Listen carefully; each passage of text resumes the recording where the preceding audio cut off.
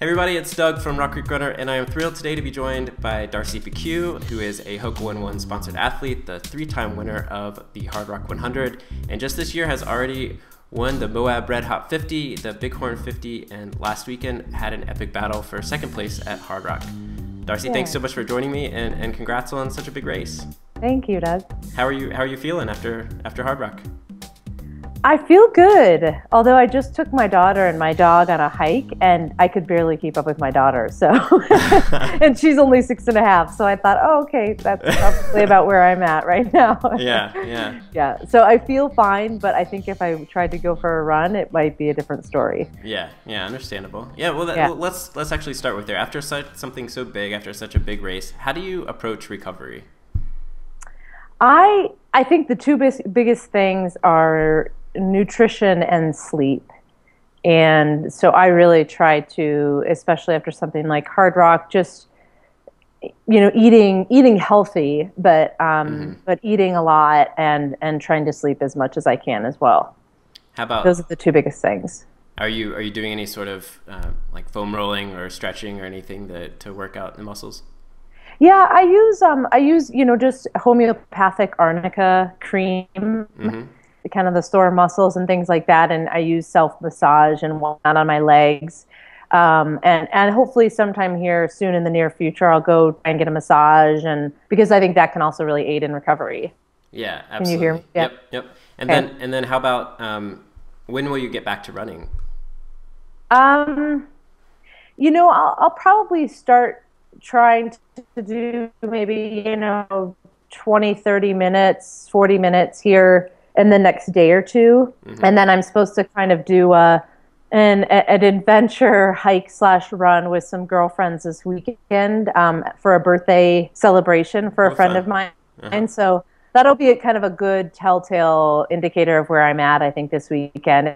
It's probably a little more than I would do normally, but it's for a friend's birthday. So I'm just gonna go for it. Yeah. And so after after something like the Bighorn 50, which was not that long ago, I assume you're using that as a training race for Hard Rock. How do you bounce back quickly with a race like that to continue on training for the bigger A race? I think that from Bighorn, I really just I didn't do anything long. I tried to really focus on my recovery after Bighorn, and then I would just start to do add in some shorter runs, and then really between then and Hard Rock, I was just trying to get up high whenever I could, so up into the high mountains. Yeah. But nothing really long. I did nothing super long between Bighorn and Hard Rock. Okay, great.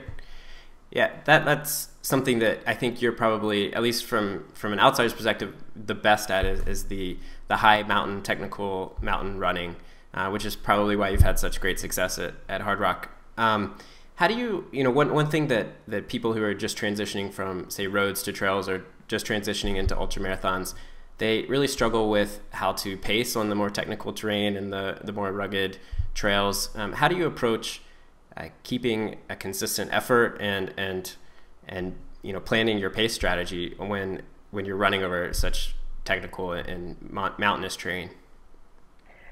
Well, I think part of it is that my body likes technical terrain better than flat, fast terrain. So my hamstrings at this point in my career are pretty tight. And so when I run anything that's flat and fast, they tend to really give me issues. So, having a really short stride, quicker cadence, doing really technical trails works a lot better for my body, I think, at this point in my career. And I think that's part of why I've had better success at kind of technical mountain runs. I think with that said, that in terms of how I do that in the mountains, I think pacing wise, it's paying attention to your, how much you feel like you're really outputting and where your heart rate is. I don't wear a heart rate monitor, but I just I can kind of sense where I am and, am I in my comfort zone or not? And And so, yeah, I mean, I think obviously when you're in the rocky terrain, you shorten your stride and you sort of up your cadence a little bit. And, it's definitely quicker steps. And I think that keeps it interesting too for me. I think that, something that's just a groomed trail type of thing gets kind of boring for Sure. me. Yeah. So, the technical stuff just really, it keeps it interesting for me. And I have more fun doing it. That's great.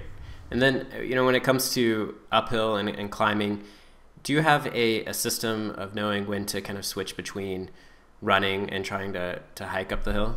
Mm-hmm. Um, I feel like it's more terrain dictated. I feel like when you're like at Hard Rock, for example, when you're on one of the road sections, climbing up towards Virginia's Pass, you can feel it. You can really, if you're working way too hard to run up the hill, then generally I'll just switch right to a hiking pace.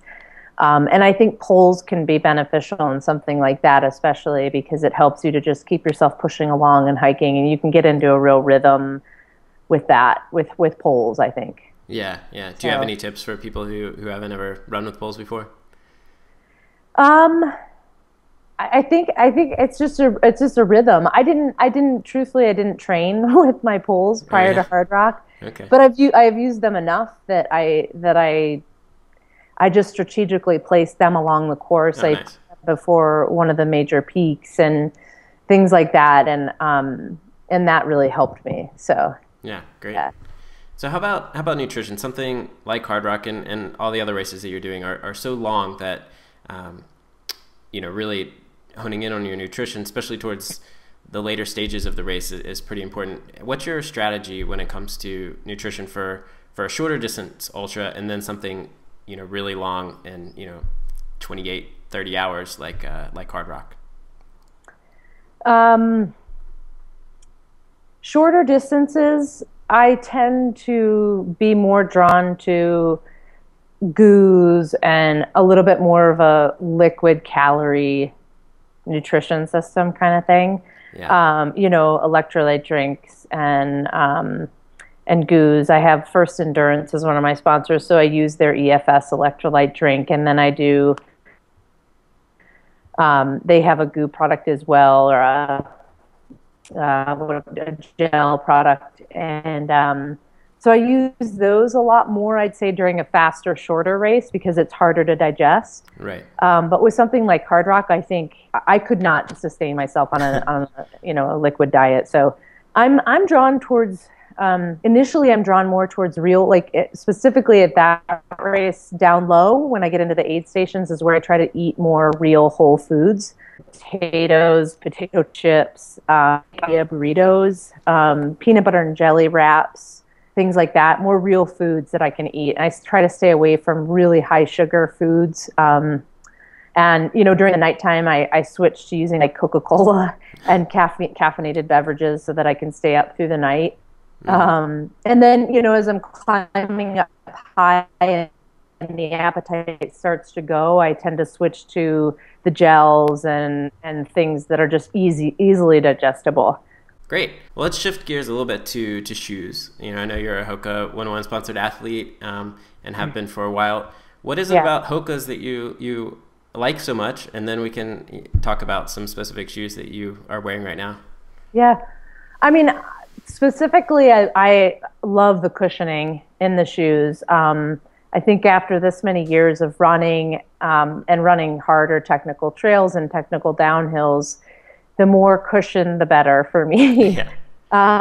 So, in that sense, they've been really amazing. And there's also a very small heel toe drop. I think it's 4 millimeters in the shoes. And for me, that's kind of been my sweet spot. Years ago, I had plantar fasciitis really badly. And so that helped me kind of get over that injury. And I've never worn any other shoes since then. So yeah. Yeah. Cool. I don't trust anything else at this point. Oh, that's great. That's great. Yeah. Yeah. What are you running in right now? I've been running in the Challenger ATRs, Mm-hmm. which I absolutely love. And there's another one that came out or is coming out. It's called the Speed Goat. Yep. And the traction on the bottom of the Speed Goat's pretty phenomenal. So for really technical, rocky, even slick rock terrain, they're amazing. They're for a little bit narrower foot, so they don't work amazingly well for me because I have a kind of a wider toe box and I have a bunion on my foot and things like that. So the Challengers have been great lately. But I was wearing the Stints and Evos for a very long time, and I loved those shoes. So there's a lot of different types of Hokas that I think are just amazing. Yeah, I've been enjoying the Challengers as well. I think they feel almost like a road shoe, but they have the durability and the grip of a good, tough mountain shoe. Exactly. Yeah. Cool. So just to kind of wrap things up, is there one single most important piece of advice or element to your training that you would give to someone who's just transitioning from the roads to the trails, or maybe going after their first ultramarathon goal? I think what I say a lot of times is that I feel like part of the reason I've stayed in the sport for as long as I have is because I don't overtrain. Yeah. And I see that a lot where people just think I have to get in so many miles all the time. I don't believe that. I don't believe in that strategy. I'd rather have more quality runs as opposed to quantity. Mm-hmm. So if that makes sense, I think I think it's important to pay, and along with that, just paying attention to your body, and when you're tired, rest, and when you're feeling good, run. Yeah. Even if your training plan says you need to get out and run, if you're not feeling like running or you're feeling really wiped out, take a break, and come back to it. Sure. Yeah.